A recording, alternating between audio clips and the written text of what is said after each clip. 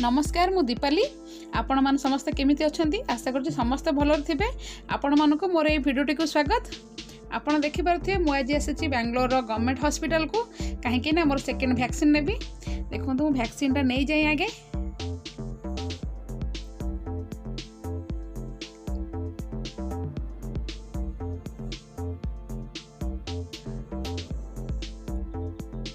मोर तो second vaccine हो गला। एबे चलंतु जीवा घर को।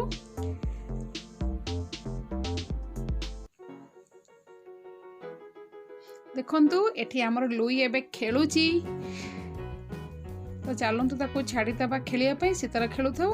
आमे चलंतु जीवा रोसई घर को। देखंतु आज मोर लंच रो अछि भात अंडा तरकारी। तो अंडा तरकारी पई मु कड़ाई रे तेल गरम करी कटा हेतिबा पियाज चुना चुना कटा हेतिबा पियाज पकेली। आको आमे लाइट ब्राउन कलर हबा जे भाजीबा। टिके लूण पकई ब्राउन कलर हबा जे भाजी नबा। देखंतु एबे हेई गलानी। एको प्लेट रे काढी दबा।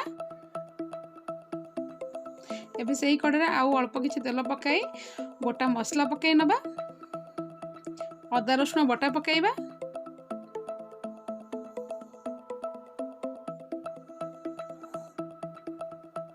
तेलर भल भाव में मिसाई दे सारा पर एथिरे किछि हळदी गुंड किछि लंका गुंड पकाई मसला सहित हळदी गुंड लंका गुंड को मिसाई नबा। एबे एथिरे कटा होइता टमाटर पकाइबा। स्वाद अनुसार लूण पकाइबा।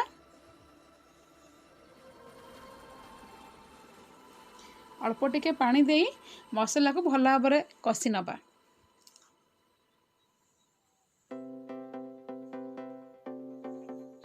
बेथरे गरम मसला पकाइबा गोटे चम्मच। आधा चम्मच धनिया गुंड पकाइबा। भल भाव मसला कषि हो गला पर एथरे देखंतु मु गोटे कप नडिया रस यूज करी। बेथरे एबे आधा कप नडिया रस पकाई की भल भाव में मसला सहित गोलाई नबा।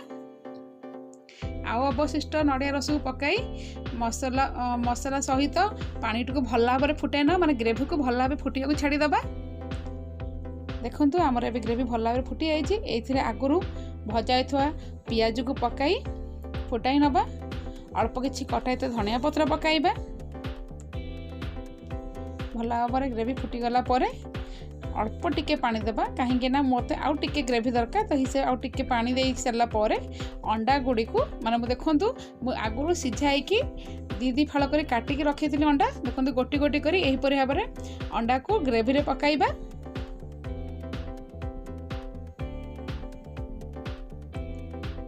एबे गोटे चामच साहाय्य ग्रेवी को सीझा अंडा उपर एहीपरि भाव में पकाई नबा। एमिति पकाइले केसर भितर ग्रेवी चली जिवो आउ तार टेस्ट भी भल आसीबो।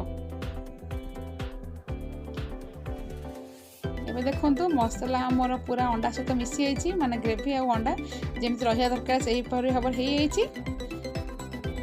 हमर अंडा मसला ऑलमोस्ट रेडी। एथरे लास्ट रे धनिया कटा हो धनिया उतर पकाई दबा। एबे देखंतु हमर अंडा मसला रेडी। देखंतु मोर प्लेट रे पळै आसी अंडा मसला। ता सहित अच्छी मोर डालमा जोटा कि मुझे सकाळे उपमा डालमा करी खाइबा से डालमा थिला। तो से डालमा को गरम करके आनी डालमा आ भात। चलंतु भात डालमा अंडा तरकारी खाइबा। एबे तो हमर खाइबा पूरा रेडी। आमे जाउछु खाइबा पई। आउ आपन को मोर आज वीडियोटी केमिति लागिला आउ मोर रेसिपी केमिति लागला प्लीज मते टिके जणाइबे। आउ नुई कोन कहउछु लाइक शेयर सब्सक्राइब करंतु।